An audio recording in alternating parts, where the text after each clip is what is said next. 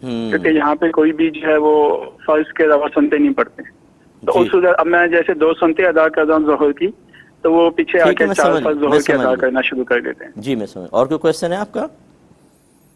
چلیں پہلے آپ کے لے لیتے ہیں. دیکھیں جب خطبہ شروع ہو جائے تو پھر جمعے کی سنن نہیں پڑھنی چاہیے. ہاں اگر آپ نے پہلے شروع کر چکے تھے اور شروع کرنے کے دوران خطبہ اسٹارٹ ہو گیا تو تیزی کے ساتھ اس کو مکمل کر لیں.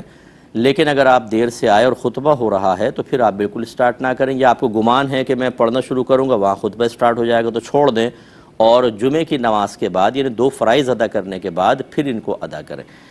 اور دوسرا آپ نے فرمایا کہ یہ بالکل یہ امام شافعی رضی اللہ تعالیٰ عنہ کے طریق کے مطابق ہے کہ وہ کہتے ہیں کہ سنت پڑھنے والے یا نفل پڑھنے والے کے پیچھے فرض پڑھنے والے کی نماز ہو جاتی ہے. لیکن فقہ حنفی میں ایسا نہیں ہے. ہم یہ کہتے ہیں کہ فرض جو ہے وہ افضل ہوتا ہے اور قوی ہوتا ہے، اور سنن نوافل یہ تھوڑا ضعیف ہیں اس کے مقابلے میں.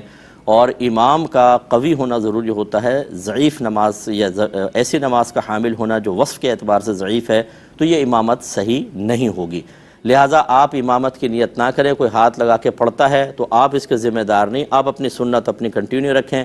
آپ اس کی امامت کی نیت وغیرہ نہ کریں اور اپنی نماز کو مکمل کر لیا کریں.